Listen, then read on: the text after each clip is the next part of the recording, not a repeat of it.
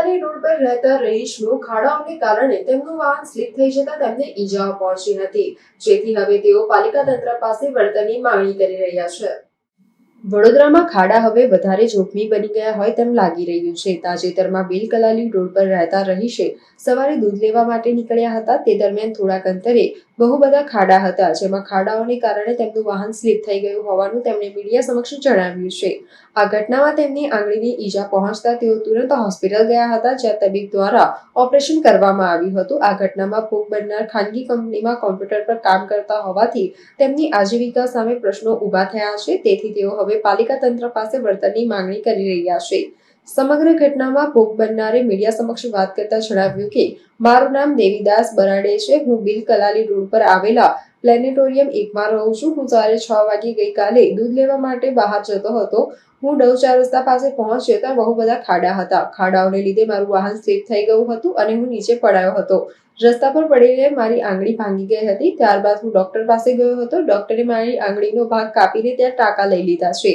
તેમણે વધુમાં જણાવ્યું કે હું ખાનગી કંપનીમાં કામ કરું છું। મારું કામ કમ્પ્યુટર પર હોય છે, પરંતુ આના કારણે હું કમ્પ્યુટર પર સારી રીતે કામ નહીં કરી શકું। આ મને આજીવન તકલીફ રહેશે અને આને કારણે હું જીવનનું બધું ઘણું ભોગવીશ। મારી આજીવિકાના સાધન પર અસર થવાની છે, જેથી મને પાલિકાએ વળતર ચૂકવવું જોઈએ। મારું જીવન નીકાળવા માટે મને ઘણી મુશ્કેલીઓ પડશે। હું નોકરી ગુમાવું તેવી શક્યતા પણ છે। હું ખાડામાં પડતા નજીકમાં હાજર લોકોએ મને બહાર કાઢ્યો હતો અને ત્યારબાદ મારી પત્નીને બોલાવી અને અમે હોસ્પિટલ ગયા હતા। હોસ્પિટલમાં ડોક્ટરે સર્જરી કરવાનું જણાવ્યું હતું।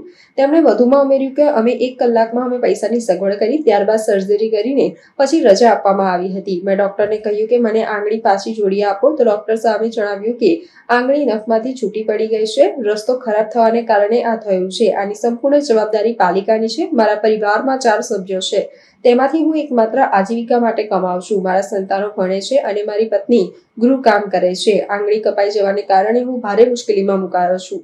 મારું નામ દેવીદાસ છે। કાલે સવારે 6 વાગે હું દૂધ લેવા માટે જતો હતો, તો આ જ ખાડામાં મારી ગાડી સ્લીપ થવાના લીધે હું નીચે પડ્યો તો મારો એક આંગળી કપાઈ ગયેલી છે અને આ આંગળી કપાવા પછી અમે હોસ્પિટલમાં ગયા। આ ભાઈએ ત્યાં 2-3 લોકો અહીંયા જમા થઈ ગયેલા મને ઉચકવા માટે। પછી મારા મિસેસને હું ઘરેથી બોલાવી, અમે હોસ્પિટલમાં ગયા। ડૉક્ટરે કીધું કે આના માટે 15,000નો ખર્ચો છે, સર્જરી કરવી પડશે, કેમ કે મારી આંગળી ટોટલી છૂટી થઈ ગઈ છે। આટલી આંગળી કપાઈ ગયેલી છે। પછી અડધો કલાક સર્જરી ચાલી, એના પછી મને ડિસ્ચાર્જ મળ્યો છે।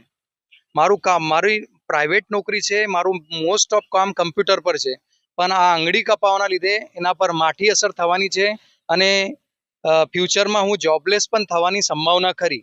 હવે આનો મને વળતર રૂપે કોર્પોરેશન પાસેથી વળતર જોઈએ છે, કેમ કે આ કોર્પોરેશનના લીધે બધું થયેલું છે। આ રસ્તાઓ સારા નથી, એટલે આ મારો એક્સિડન્ટ થયેલો છે। મારું નામ દેવીદાસ। અરે ધન્ય છે આપણી વડોદરા નગરીને, બરાબર। સયાજી રાવે આપણને એટલી સરસ નગરી બનાવીને આપી હતી। આ સત્તાધીશો અને આ અધિકારીઓ એમની મિલી ભગતને કારણે લોકોને આ વડોદરાનું નામ બદલીને હવે ખાડોદરા કરી નાખ્યું। અમે લોકોએ ખાડોદરા નામની યાત્રા બી કાઢી, તો બી આ સત્તાધીશોનું પેટનું પાણી ના હાલ્યું। લોકોના જીવ જઈ રહ્યા છે। આ ભાઈનો ગઈકાલે હાથની આંગળી તૂટી ગઈ, એ આંગળી છૂટી પડી ગઈ।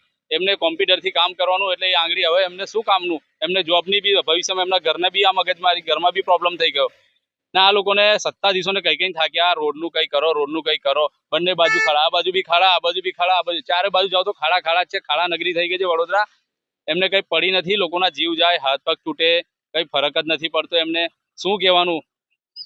થોડા દિવસ પહેલા અમે લોકો બિલ કેનલ રોડ પર આગળ ગયા હતા, ત્યાં બી લોકોને ખાલી અમે વિરોધ કર્યો એટલે બીજે દિવસ આવી ગયા, લાલી પાવડર ગતા રહ્યા। એક જ વરસાદ એમને લાલી પાવડર ધોવાઈ ગયો અને આ બાજુ જોવા જ ના। જ્યાં વિરોધ કરે મીડિયાને લઈને જાઓ, એટલે વિરોધ કરો તો જ તમારે મીડિયા આવશે, તો જ તમારા રસ્તો બતાવશે, એટલે રોડનું કામ કરશે। પછી જય સિયારામ, એવું જ છે એમનું કામ। એટલે મીડિયાને લઈને જાઓ। મેં તો એવું કહું છું, જાગૃત થાવ આ સત્તાધીશો સામે। 5 વર્ષે એકવાર તમારી પાસે વોટ લેવા આવશે, એમને બી તમે સવાલ પૂછો કે અમારું શું, તમે ખાલી 5 વર્ષ અમારો હિસાબ તો હાલો 5 વર્ષનો।